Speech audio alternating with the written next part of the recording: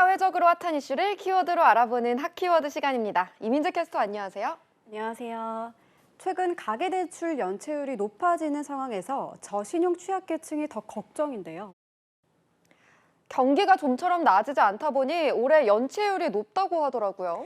네, 맞습니다. 올해 1분기 주요 카드사의 연체율은 모두 1%를 넘겨 최근 3에서 4년 사이에 가장 높았고요. 저축은행 연체율도 6년 만에 5%를 넘었습니다.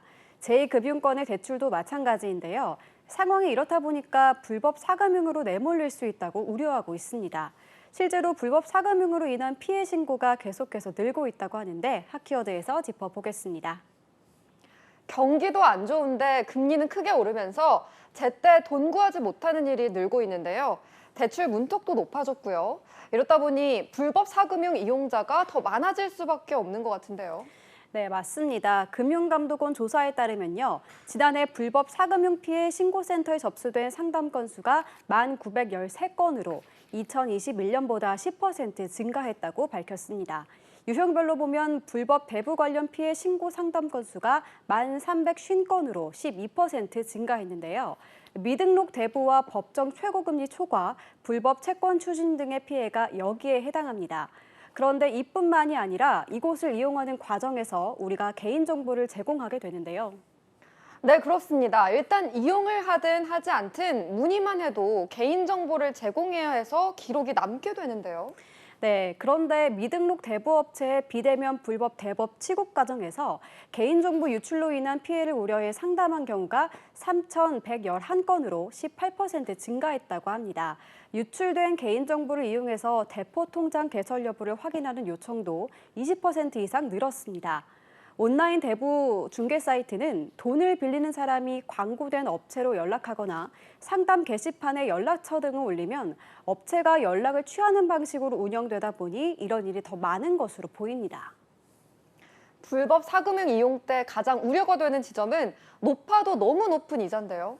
네, 그렇습니다. 실제 이자율을 따져보면 연 200%에 달하는 곳도 등장한 상황인데요. 하지만 상황이 급하다 보니까 이것저것 따져보지 못하고 당장 돈을 빌리는 이들도 있습니다. 하지만 금감원에서는 법정 최고금리인 연 20%를 초과하는 부분에 대한 이자 계약은 무효라며 여기에 이자는 지급할 필요가 없다고 강조했습니다. 아울러 거래 상대방이 정식으로 등록된 대부 업체인지 확인 후에 대출 상담에 응하는 것이 좋다고 권유하고 있는데요. 등록 대부 업체 확인은 금융감독원 파인 홈페이지 등을 통해 확인할 수 있습니다. 그런데 만약 이렇게 이미 법정 최고금리를 넘는 이자를 지급하기로 했다면 어디로 어떻게 신고할 수 있을까요? 네, 유선으로는 국번 없이 전화 1332나 112 또는 금감원 누리집 불법 금융신고센터로 신고하시면 됩니다. 만약 피해가 커서 법적인 도움이 필요하다면 금감원 불법 금융신고센터에서 채무자 대리인과 소송 변호사 무료 지원을 통해 도움받을 수 있으니 참고하시면 좋을 것 같습니다. 이런 상황에 도움이 되고자 정부에서 최근 취약계층에 최대 100만 원을 대출해주는 긴급 생계비 대출을 내놨는데 지원자가 많이 몰렸다고요? 네, 맞습니다. 소액 생계비 대출이 출시된 한 달 반 만에 벌써 206억 원가량이 대출이 됐습니다. 이 기간에 3만 3천여 건이 신청이 된 건데요.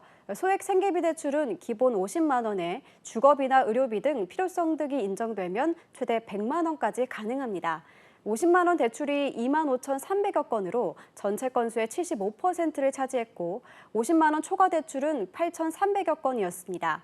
그만큼 어려움을 겪고 있는 이들이 많다는 건데요. 그래서 정부는 금액도 올리고 혜택의 폭도 올릴 것을 고민하고 있습니다. 네, 독버섯과도 같은 불법 사금융의 폐해로부터 서민을 지켜줄 마지막 보루는 무엇일까요? 정부의 깊은 고민과 실효성 있는 대책이 필요한 시점입니다.